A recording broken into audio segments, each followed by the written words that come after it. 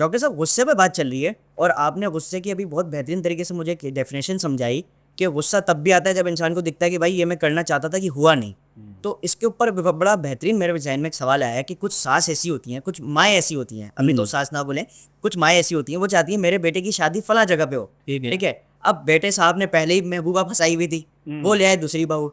अब ये भी एक गुस्सा हो गया ना एक तरीके से, अब सास को गुस्सा आएगा कि मेरी बात हुई नहीं। जिस तरीके से आपने बताया कि भाई कोई काम मैं करना चाहता हूँ वो हुआ नहीं, मेरी बात मानी नहीं गई, तो अब गुस्सा आएगा। तो ये सास को तो फिर पूरी जिंदगी बहू को देखते देखते गुस्सा ही आता रहेगा कि ये तो मेरी मर्जी की है नहीं, फिर वो लड़ाइयाँ भी होंगी। तो इस मसले को कैसे हल करेंगे? देखिए वही बात है कि इसमें असर्टिवनेस आ जाती है। ठीक है। अब बेटे को अपने माँ को बैठाना चाहिए कि देखिए अम्मी, सबसे पहले तो हमें ये डिफाइन करना है, और मैं बहुत इज्जत के साथ आपको ये बात बता रहा हूँ कि शादी आपने करनी है मुझे करनी है। इंटरेस्टिंग, इज्जत के साथ, ये नहीं कि अम्मी शादी आपने करनी है मुझे करनी, प्यार से, आप मेरी प्यारी माँ है, अम्मी आप चाहते हैं ना कि मैं खुश हूँ, मुझे यहाँ शादी करनी है, शरई तौर पर भी और इखलाकी लिहाज से भी ये मेरा राइट है। ठीक है। एक चीज़। दूसरी चीज़ ये है कि जहाँ पे मतलब शादी नहीं हुई, कोई ना कोई मतलब ख़वातीन का कोई ना कोई फ़ायदा होता है, भाई को खुश करना है या पुपी को खुश करना है, किसी को खुश करना है कि बस आपने हमारे साथ रिश्ता करना है। ठीक है, आप जाके उस फैमिली को भी जाके समझा दें, इज्जत के साथ बात। एक्चुअली हम मामलात को बीच में छोड़ देते हैं। हम तो इज्जत को बीच में ले आते ना, जबान दी गई। एग्जैक्टली, ज़बान दी थी। अब ज़बान ये है कि आप उनके पास जाके बात करें कि देखिए मैं आपकी बेटी की बहुत इज्जत करता हूँ, मैं एक्चुअली कहीं और शादी करना चाहता हूँ। इसका मतलब बिल्कुल नहीं है कि आपकी बेटी बुरी है, आपकी बेटी बहुत अच्छी है। लेकिन देखिए अगर मैं ज़बरदस्ती आपकी बेटी से शादी कर लेता हूँ और कल वो खुश नहीं है या मैं उसको वो मकाम ना दे सकूँ जो उसका है, तो फिर भी आप लोग परेशान होंगे, फिर मसले होंगे। क्यों ना इसकी वहाँ पे शादी हो जहाँ पे उसको वो मकाम मिल सके। अच्छा, वो आपको बहुत बातें सुनाई, आपने रिपीटेडली ये बात बार बार कहनी है।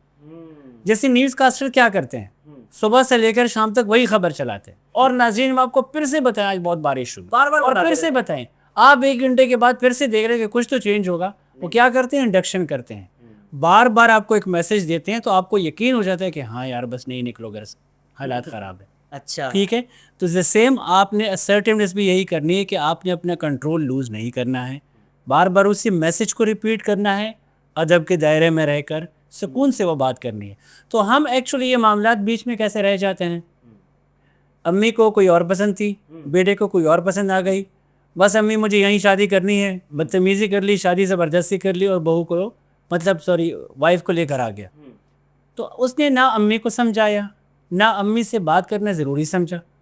ठीक है, अम्मी के दिल में भी बातें होती हैं, वो भी नहीं बताती। अक्सर आपने देखा होगा हमारी सोसाइटी में ये जो दिल की बातें होती हैं कभी कभार 40 साल बाद निकलती हैं। जी एग्जैक्टली ऐसा हम ही है। दबाते हैं, ओहो 40 साल मैंने तुम्हारी खिदमत की, अम्मा 40 साल पहले बता देती आप, क्यों कर रही थी खिदमत, अब बताया थी कि मैं इतना काम नहीं कर सकती, ये मेरे बस में नहीं है।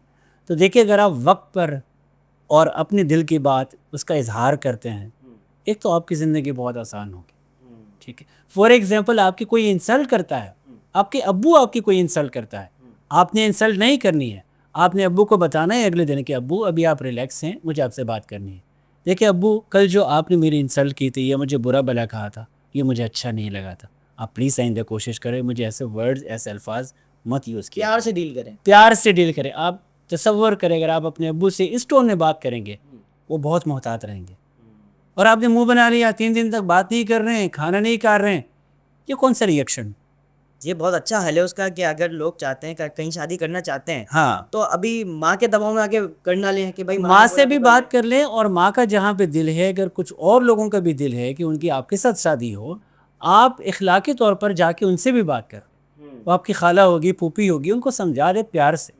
यकीन जाने लोग समझ जाते हैं, हम बात नहीं करते, हम छोड़ देते हैं, और ये गुरूर में भी आता है, तकब्बुर में आता रिएक्शन यही आता है कि आप उस टाइम को दबाने के लिए आप अम्मी की सुन लेंगे। है। हाँ, फिर जाहिर सी बात है, और अगर नहीं सुनेंगे गुस्से में करके शादी कर लेंगे हाँ। कि भाई अम्मी को दिखा दिया, भाई मैंने तो कर लिया, आपको बोला था। ट्रू, तो अब वो पूरी जिंदगी के मामला जो है ना खराब हो जाएंगे, क्योंकि माँ वालदेन के साथ तो इंसान को रहना ही है। एग्जैक्टली। तो ये बहुत अच्छा हाल है कि पहले ही बात कर लें, वालदेन को राजी कर लें, बिल्कुल तरीके से अपोजिट जो साइड है उनको भी राजी कर ले, उनको भी बता दें, फिर आराम से ज़िंदगी गुजारें।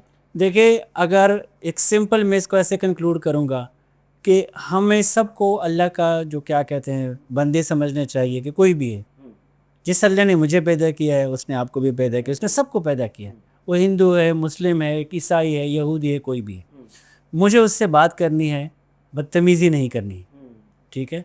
आपके ख्याल में हम कभी कभार हमारा गुस्सा, फॉर एग्जाम्पल अगर यहाँ पे कोई हमें यहूदी मिले, हम क्या करेंगे, सब पकड़ के उसको मारना शुरू कर देंगे। ये जालिम लोग ये फ़लस्तीनी पे बमबारी कर रहे हैं, मिसाल के तौर पर, ये भी गलत गुस्सा, ये तो आपके साथ लड़ ही नहीं रहा, ठीक है। हमें सब पूरी दुनिया के साथ तमीज़ से बात करनी है। तमीज़ इस्लाम का आला अखलाक, आला इखलाक। आला अखलाक, आला अखलाक क्या है, यही है कैसे? कि मुझे अपने अम्मी अब्बू जितने भी लोग हैं उनके साथ अच्छे तरीके से बात करनी है, दिल की बात नहीं दबानी है, ये भी बुज़दिली है। गुस्सा भी नहीं करना है, ये बदतमीज़ी है।